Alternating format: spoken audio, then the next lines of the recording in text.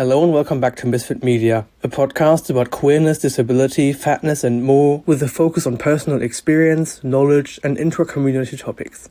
I'm your host Delta and my pronouns are they, them. Thanks for tuning in today. In this episode I'm going to talk about things not to say to bi people, but before we get into it, I have a life update. So, as I said in the last episode, I believe, I had guests over and it was absolutely lovely. We did a few nice things, especially going out to nature was lovely. And it was just nice to see family again. And I also have an episode update. So, you remember the episode titled My Not Romantic Orientation Journey? Well, here's the thing. I'm pretty sure that I figured out that I am, in fact, demi-romantic. I've learned a few more things about romance and how my attraction works. So I'm 95% sure that demi-romantic is the right label for me. And now it's time for the post of the week. This week's post is by RNIB on Instagram and it says, "We are celebrating 200 years of Braille in Braille and normal print, separated by a pink line." And I love that because I am literally learning Braille in its 200th year of existence. And this has been the post of the week. The first thing you shouldn't say to bi people is, are you 50-50? Bi people are not half this, half that. Bi identity doesn't work in percentages, especially not in binary ones. Like 50-50, where's space for non-binary people in this? No, we are not 50-50, we are 100% bi. Number 2, are you up for a threesome? If you want a threesome, please just go on like apps for that or go to spaces where this is the expected thing. Don't ask random bi people about this just because they happen to be bi. This is sexual harassment. Number 3. But what are you really? I'm bi. I'm not anything in disguise.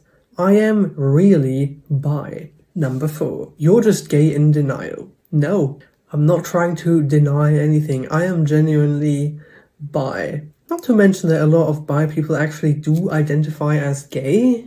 I'm not denying anything. I am accepting myself. Number 5. You're just straight and trying to be special. No. I'm not trying to be special, and I'm especially not straight. Straight people are not attracted to multiple genders. I'm not trying to be special, I'm not trying to intrude in the queer community, I'm just bi, I'm just queer. Number 6. It's just a phase. No, it's not. For most people, it's not. Bi people make up the largest group in the queer community. It's quite a lot of people for it to be supposedly just a phase. Most bi people are bi their whole life. And what if for some people it is a phase? So what? They then discover that there is something else and move on? It doesn't harm anyone. Number 7. This is trans antagonistic or exosexist. No, it's not. While the prefix bi etymologically does mean two, in the context of orientation, it has evolved. It means attraction to more than one gender. It doesn't exclude trans people. It doesn't exclude non-binary people. It doesn't reinforce gender binary or cis-sexism. Number 8. Everyone's a little bi. No, they're not. Otherwise, we wouldn't feel so out of place for being attracted to more than one gender.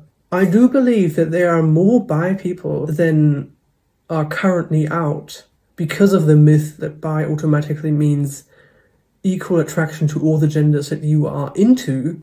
I think there are a lot of people who are mainly attracted to one gender and sometimes attracted to others who might fall under the bi umbrella but don't identify as such. But I also think that there are genuinely people who are only ever attracted to one gender or who are not attracted to any gender at all. Not everyone is a little bi. Number 9. Pick a side. No, I will not. The only side I pick is the bi side. We cannot just choose to no longer be bi and to only focus on one part for orientation. This is not how this works. It is not a choice. And this have been all the things. And now it's time for the Song of the Week. This week's song is Rosanna by Toto.